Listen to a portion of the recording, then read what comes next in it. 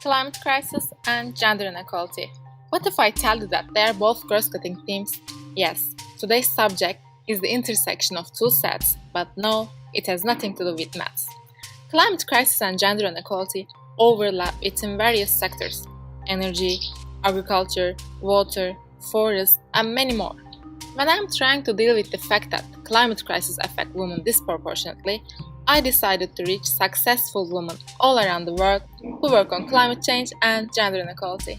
The relationship between gender and climate change is also a crucial one for lots of reasons.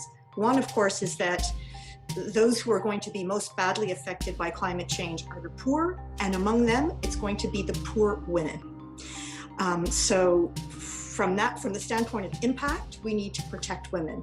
But it's also the case that the voice of women is often not heard enough in policy circles, and there needs to be a real effort made to ensure that they are included, because it's their perspective that can really enrich and strengthen the approach that we take to climate change. One of the core challenges facing us as we transform and take ourselves through the climate transition is what has been called the just transition. The fact that when you do something that is very disruptive and that needs to be done at a very rapid pace on an all-encompassing scale, you are going to inevitably harm some people.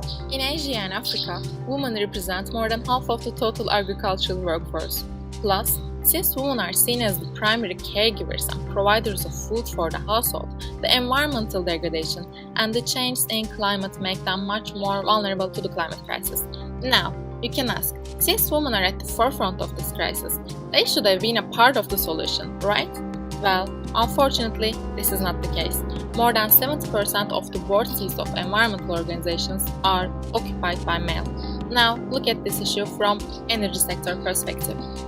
The just energy transition starts with the acknowledgement of the different roles and needs of men and women. It is a strategy to rethink the way how our societies, our business models, our political systems are designed and operate. So, it's an opportunity to bridge existing gender gaps and avoid further gender inequalities. In addition to climate change mitigation and adaptation, the just energy transition contributes to women's empowerment and gender equality. This benefits not only women, it also makes societies more inclusive and resilient.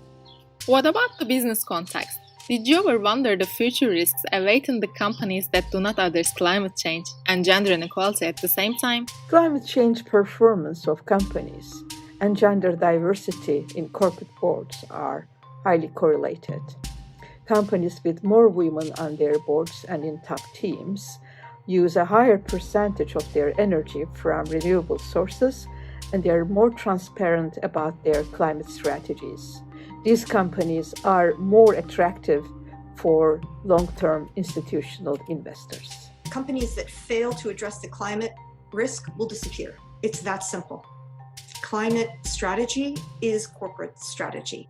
Is climate change gender neutral? No, and climate action shouldn't be either. Gender-sensitive climate policies are crucial. Climate change is a man-made problem, but women are the solution. This is not from me. This great quote is from Mary Robinson, the human rights and climate activist and advocate for women. And although climate change is a man-made problem, women are disproportionately affected. They're also affected by poorly designed climate policies. I could give you many examples.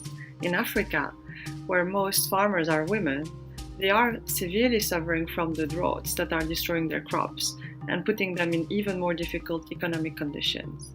In richer countries, like in Europe, single mothers suffer most from energy poverty, so long as we don't adopt the policies aimed at insulating our buildings. But mostly, what I'd like you to remember is the second half of Mary Robinson's sentence. Women are part of the solution. And many women have shown us the way already. Laurence Tubiana is the architect of the Paris Agreement. Greta Thunberg has kickstarted a movement of global strikes and has shown us how much the world and the youth cares about climate. And Ursula von der Leyen has announced the European Green Deal, which is meant to take Europe to net zero by 2050. And I'm sure there are many, many more women out there, and you can be one of them. Climate-related disasters also affect women disproportionately. According to research, women and children are 14 times more likely to die during natural disasters. This is mostly because women are generally responsible for the domestic work and they are more likely to be at home during natural disasters. But there is more. And when there are climatic disasters, there is an increase of gender-based violence. Violence in the evacuation center, violence in the settlement areas, violence in their own homes and in schools. And a lot of girls are actually they drop out from school because their parents cannot afford it anymore to send them to school. And it is always the girl who will give up their education so that they could go to the big cities to provide support for their families. When there are climatic disasters, of course, we women, we have our special needs as women. But when there are climatic disasters, these special needs are not being really taken care of. Even just our needs for our need to have a separate toilet or a comfort room where we can do our thing, especially when we have menstruation. All those things that we need as a girl, it is being deprived to us.